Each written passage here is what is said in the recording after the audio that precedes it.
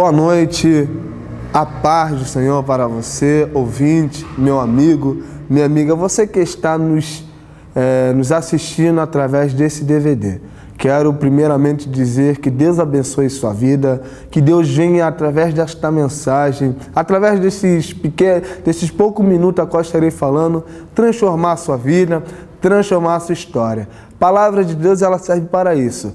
Consolar, edificar, ela vai edificar a sua vida. Eu não sei como é que está, mas quando Deus levanta alguém para ministrar uma palavra, para direcionar uma palavra, é porque Ele quer transformar a sua vida. Então creia em tudo que aqui vai ser dito, creia na palavra de Deus. Não quero dizer nada além, eu não quero dizer nada que venha de mim, eu quero dizer aquilo que está no coração de Deus. Para quem não me conhece, eu sou o diácono Marcos Vinícius, congrego na Assembleia de Deus de Ministério Intercessão, que fica situado ali na Vila Aliança, Bangu, na Rua do Aprendiz, número 10. Então, se você quiser nos conhecer, quiser nos fazer uma visita, você vai até a nossa igreja, porque nós estaremos de braços abertos para te receber. Hoje eu quero aqui trazer uma palavra cujo tema é solução em meio às adversidades. Solução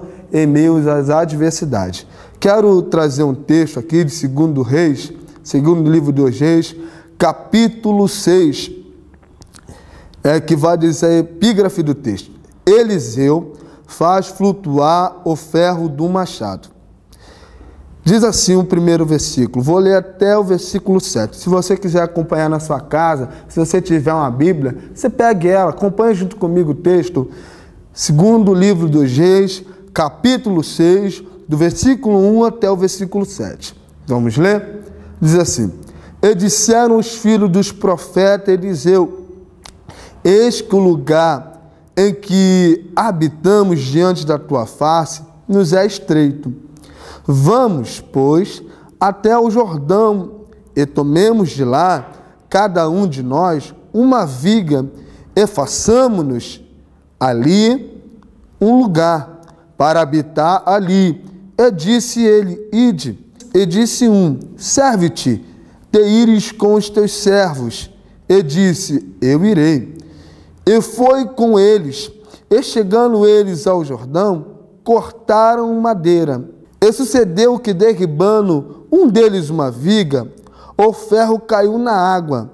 E clamou e disse, ai, meu senhor, porque era emprestado. E disse o homem de Deus, onde caiu? E mostrando-lhe o lugar, cortou o pau e o lançou ali, e fez nadar o ferro. E disse, levanta-o. Então ele estendeu a sua mão e o tomou. Amém? Você que acompanhou aqui terminou. E esse é um texto muito importante para as nossas vidas. Que quando eu li esse texto, eu tomei muitas coisas aqui. E uma coisa que eu aprendi, e eu fiquei observando a história, que Eliseu, ele foi chamado em um tempo de um profeta que era muito bem requisitado. A Bíblia vai dizer que Elias, ele surge do nada. Elias, ele surge de uma história em que ninguém sabe nem qual é os parentes de Elias. Ou seja, a Bíblia não retrata e não coloca quem são o pai de Elias e nem quem é a mãe de Elias. Mas a Bíblia vai começar dizendo uma coisa, Elias o tisbita. A única coisa que nós sabemos de Elias é que ele era de Tisbe. Então ele vai chegando no cenário bíblico e já vai profetizando. E uma das suas profecias, da primeira profecia, é que não haveria chuva em Israel segundo a sua palavra. Então nós vamos ver que Elias é um profeta que todo mundo passou a ter medo, porque quando ele fala isso, não chove em Israel. E logo depois ele foge, mas a palavra dele continuou de pé. Elias é um profeta em que todo mundo depois passou a admirar. É um profeta que no Carmelo desbancou 400 profetas de Baal. Então todo mundo reverenciava Elias. Tanto é que ele monta ali uma escola de profeta, que depois passa para Eliseu. Quem é Eliseu? Eliseu, ele vai ser descoberto na 12ª junta de boi. Eliseu não tem nome. Eliseu não tem o seu pai famoso. Eliseu é simplesmente uma pessoa que vive no campo. Mas Deus olha para Eliseu e chama Eliseu. Ele estava na 12ª junta de boi. A primeira coisa que eu aprendo que Deus, você já deve ter escutado isso, que Deus não escolhe ninguém por causa de classe social. Eu não sei da onde você veio, eu não sei qual é a história da tua família, eu não sei qual a tua classe social, mas Deus está dizendo, não importa onde você mora, se eu tiver de fazer uma obra através de você, Ele vai te chamar aonde você estiver. Talvez você mora em Vila Aliança como eu. Eu moro em Vila Aliança e para muitos é uma cidade, era um lugar perigoso, é um bairro em que você não vai ver lá muita gente com dinheiro, você não vai ver gente lá com carrões do ano, você vai até ver, mas não é da pessoa. Você vai até ver lá na Vila Aliança porque lá tem pessoas lá que são bandidos, que não trabalham e estão lá com aqueles carrões, mas nós sabemos que eles não têm condições financeiras para ter aquilo. Mas você vê uma pessoa lá da alta sociedade, você não vai ver, da Vila Aliança, você não vai ver ninguém. Mas Deus, se você chegar lá, você vai ver muitas pessoas a qual Deus chamou, que não tem classe social, mas Deus chamou e escolheu. Então assim está Eliseu. Deus chama Eliseu quando Eliseu não era ninguém. Deus chama Eliseu quando Eliseu está cuidando do boi de seus pais. Mas Deus foi lá e chamou Eliseu. E quando Deus chama Eliseu, Eliseu vai começar o seu ministério. Ele vai começar servindo a Elias. Eu aprendo agora uma segunda lição. Quando Deus nos chama, Deus nunca nos chama como professor. Deus nunca nos chama para ficar no alto. Deus nunca nos chama para primeiro ensinar. Quem é servo de Deus, primeiro tem que aprender a servir. Então, se você quer ser um grande líder, se você quer ser um grande na obra de Deus, seja pequeno. Eliseu começou como servo. Primeiro, seja servo. Não seja professor. Para um professor ser um professor, ele primeiro teve que ser aluno. Então, antes de você ser alguém que vai ensinar, aprenda. E Eliseu começou aprendendo. Começou servindo. E nós temos que servir primeiro. Nós temos que continuar servindo depois. Mas Eliseu, aprende com Eliseu muitas coisas. Porque a história é que se Eliseu visse Elias subindo, ele ia receber o que ele tinha pedido. E Eliseu havia pedido uma porção dobrada. Então, aonde ele estava Eliseu, servindo sempre. Se Elias precisava de uma água, ali estava Eliseu. Se Elias precisasse de algo, qualquer coisa, ali estava Eliseu para servir. Então, se você quer ser um bom professor, quer ser servido, sirva primeiro. Na sua igreja tem alguém precisando? Vá lá e sirva. Ah, mas eu não sou diácono, eu não fui escolhido para isso, irmão. Se você tem um chamado, sirva. Não importa se foi alguém que colocou a mão na sua cabeça, não importa se alguém disse, você é isso. Saiba de uma coisa, que quando Jesus nos chamou, nós já somos servos e prontos para servir.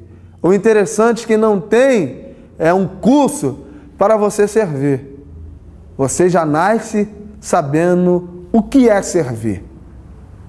Você sabe, você tem um curso para aprimorar, mas agora todo mundo sabe servir. Quem não sabe pegar um copo de água?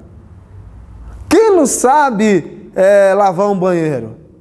É uma coisa que já nasce conosco. Então não precisa ter curso, não precisa alguém dizer que eu vou fazer isso. Então, se eu sei que eu servo, então eu vou servir. Então, Eliseu sabia o que era servir, então ele serviu. Então, primeiro de tudo, ele foi servo. Então, primeiro de tudo na sua vida, seja servo. Quer ser servido? Seja servo.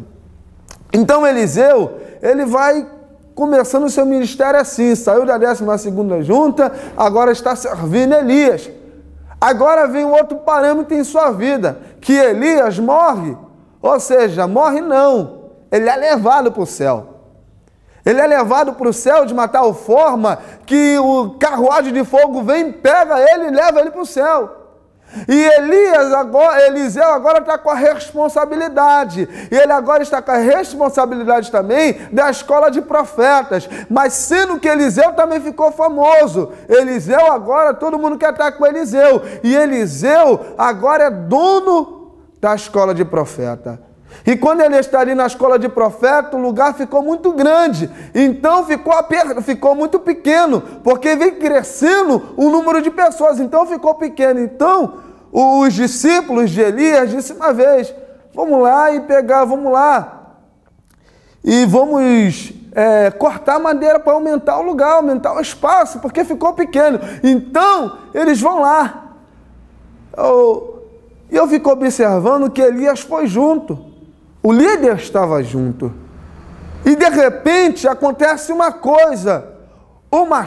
O ferro de um machado cai na água. E quando o ferro daquele machado cai na água, o interessante era que o machado era emprestado.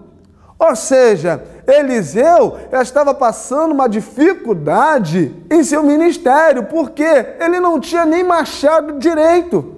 Ele não tinha condições de comprar o machado para todo mundo. Então ele pega machado emprestado e agora ele está numa dificuldade. Qual é a dificuldade? O machado cai. Ou seja, Eliseu teria que dar uma desculpa para a pessoa que ele pediu um machado emprestado. O que nós vamos dizer para o dono do machado?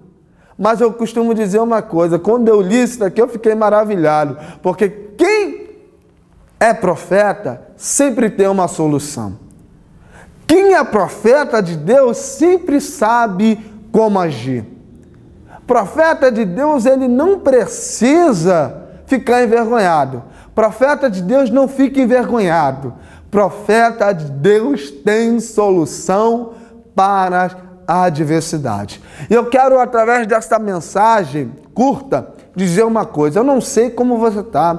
Eu não sei qual a dificuldade que você tem passado na sua casa. Eu não sei o que o inimigo ele tem feito. Talvez o seu machado já está afundado. Talvez o seu machado já caiu e você está dizendo, e agora o que eu faço? Eu quero dizer uma coisa. Há uma solução de Deus para a tua vida, porque tem milagre chegando para você e o machado, aleluia, vai flutuar. Talvez nós vamos observar uma coisa, que na lei da física, ferro na água afunda, mas ferro com Deus flutua. Eu quero dizer uma coisa, talvez disseram para você, você é um bandido e você vai morrer. Talvez disseram para você, você é um mau pagador e todo mundo vai te matar. Talvez disseram para você, essa enfermidade vai acabar com você. Talvez disseram para você, esse vício vai acabar com você. Mas eu quero dizer hoje, como profeta de Deus, que as palavras ao contrário não vão impedir o milagre de Deus na sua vida. Esteja pronto,